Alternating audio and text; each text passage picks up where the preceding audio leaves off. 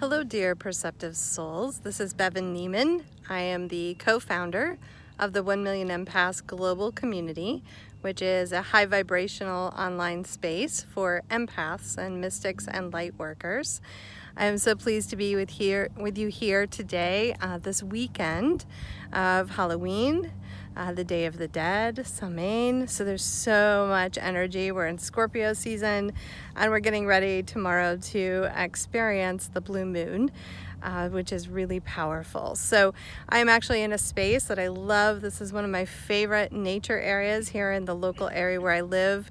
I've actually had some past life remembrances here of actually living in this space when I was a native person, and I'm not sure what the time period was, but just some really powerful experiences. There's an energy vortex here, so I felt like this was a really great place to tap into this powerful energy that we're experiencing. And to share with you that the collective energy word that came for me was choice. You know, choice is such a powerful aspect of our life. You know, we think many times that we don't have choices, or we think that some of the choices we may have seem impossible, like I can either choose this or that. And I'm more of an and both kind of person rather than either or kind of person. So to really talk about this energy of choice, I wanted to first describe particular choice that I'm making in my personal life, and then talk to you about how that same energy is reflected out in the collective, because anything that you're experiencing on an individual level, I guarantee you there are literally millions of other human beings that are experiencing this as well. You could look out into society and see particular trends and events and things that are happening that will mirror what it is that you're going through. So let's kind of dive into this.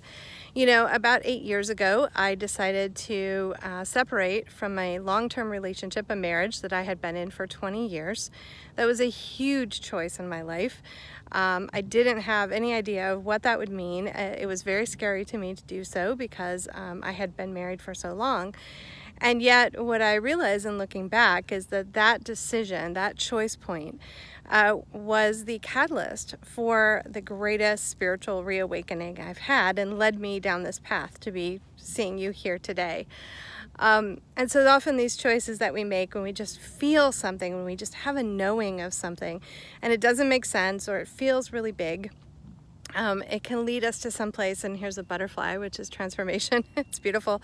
A few minutes ago, I just stood in this vortex of dragonflies. There was like a huge number of dragonflies, and I just stood in the middle and let them swirl around me. And that's also a deep sense of transformation and a sign for that as well.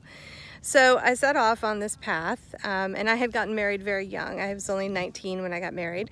So I really at that point had not had an opportunity to establish a strong sense of self, an understanding of who I am, understanding of my value system, of knowing what was important to me. And so I entered into this relationship without having those strong boundaries, that strong understanding. And so basically, you know, there's some people that's walking by enjoying it's such beautiful weather. It's been really cold here, so you might hear a few people in the background.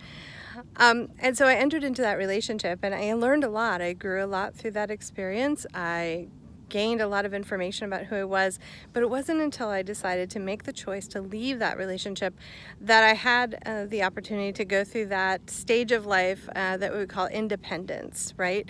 Independence is where you basically get to be self-focused unapologetically. You get to spend your money the way you want to, you get to eat what you want to, you get to live where you want to, you get to choose career paths that you want to. You don't really have to ask anyone else for what they think or what they feel, or you don't have to really consider that. I don't mean that in the last 8 years I haven't been considerate of others. I certainly have, and I've certainly partnered with others many times. But ultimately speaking, my life, my home, my career, all my choices were my own. And it was fantastic.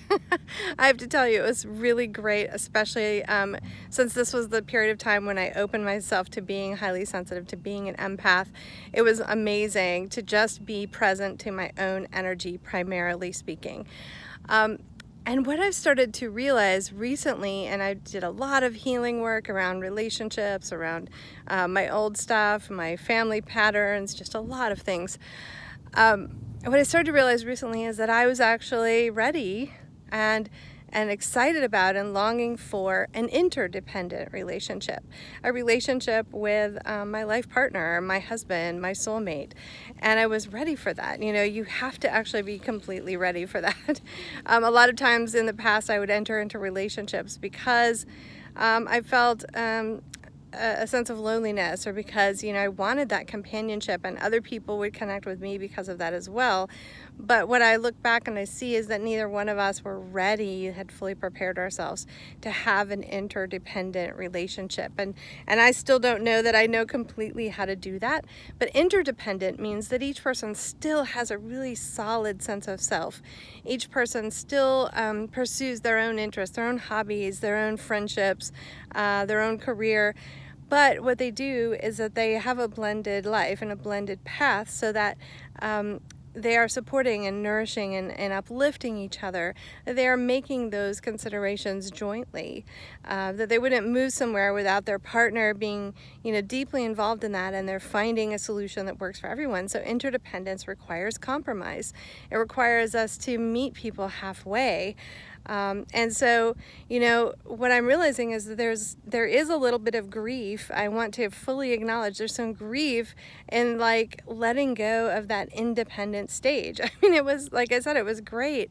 And I just want to be real about the fact that there's a little bit of grief there. There's a little bit of sadness, like, oh, am I going to lose my freedom? And, you know, I've just been able to do whatever I want to do. And yet there's an excitement and anticipation of being a part of something larger and the expansion. So we could either go into that new relationship, that interdependent relationship, and think, oh my gosh, I'm losing my freedom. Look at all the things I can't do that I used to do before. Look at the fact that I have to compromise now with someone else. Or we could say, wow, you know, I get to actually have this different experience, to see what it's like to really be in partnership with another. I get to expand myself in ways that I haven't been able to expand myself as an independent person. And so there's both grieving and there's anticipation. So let me bring this kind of cycle into what's happening in the collective right now, since this is a collective energy reading. So as a world, we have a choice right now. Do we continue to stay in that sort of independent, very self-focused mode? And I would suggest that things like capitalism, things like single-family homes, I would suggest things like, you know, kind of, I need to get mine for me and my family before I worry about somebody else, and I'm making someone the other. I would suggest that those are kind of ways that independence has moved into selfishness, you know, and we see that, right? We see that. We want to have freedom, you know, freedom of whether we have to wear a mask or we don't wear a mask, or freedom of speech, or freedom to have privacy, all these things, and we're like fighting for that, right? And what I see on the collective level is that we are moving away gradually from independence, a very much solo focused kind of energy, into interdependence, into the recognition that we are already a part of an interdependent ecosystem, and we are already a part of a collective. And if you're an empath, you absolutely positively know that you're a part of a collective, because you feel the damn energy, right? Like you can feel what's happening, and right now the collective energy is pretty dense and pretty intense. So we have some grieving for the loss of independence. You have people who are literally in the streets fighting like for their rights, for their freedom, for their right to say what they want to say, for their right to carry guns, for their right to, you know, do these things. You see that the people who are, you know, really kind of fighting this change that we do actually need to begin focusing on the collective. And the collective is not just all human beings. The collective is our planet. It's this beautiful space that we find. And it's ironic because I'm sitting in a nature preserve, and just literally across the lake is an entire housing development of multi-million-dollar homes, and they're bulldozing and developing. So here's this dichotomy right here between what is the natural world and what is the built sort of humans taking control over the environment sort of thing. And we're moving away slowly as a collective from that place, and we don't know how to be interdependent. We don't know how to both stand in our own truth and our own needs and our own desires, and also care for other people. We don't know how to do that on a large level. And this is why it's so uncomfortable right now, is we're in that in-between space. We're still grieving and fighting and resisting this change that we're making. You see countries, for example, and movements doing this with nationalism. Like, this is my country and here's our borders and nobody can come here. And yet we realize we don't really own anything, you know? But there's still this desire to hold on to that independence, to hold on to what's mine, to hold on to me making decisions for myself, and this is what I want to do, regardless of how that impacts other people. And we've seen it with environmental degradation in pursuit of profit. We've seen it in so many ways.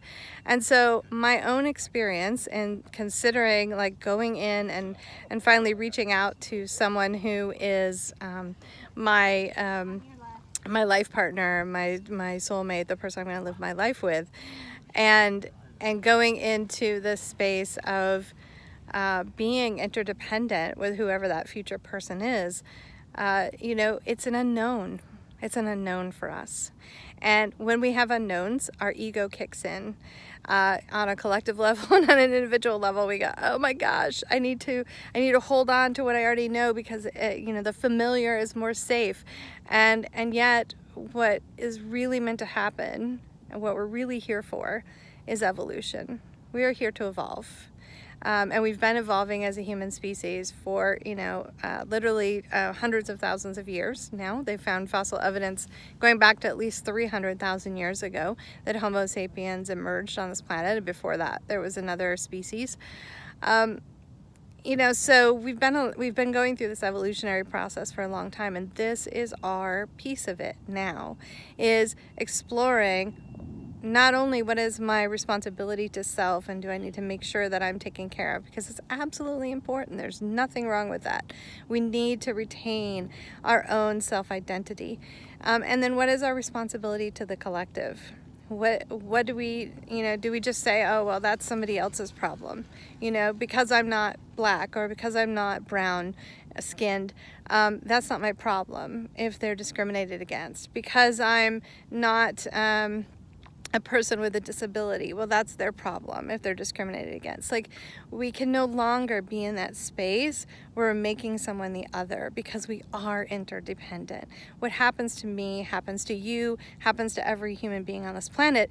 And COVID-19 and the quarantine and the economic shifts that have happened because of it have demonstrated fully what this means. They've demonstrated that we absolutely are interdependent. What happens in one country, what happens to one person, matters to another person. What happens in one part of our financial system matters, and it impacts others in our financial system.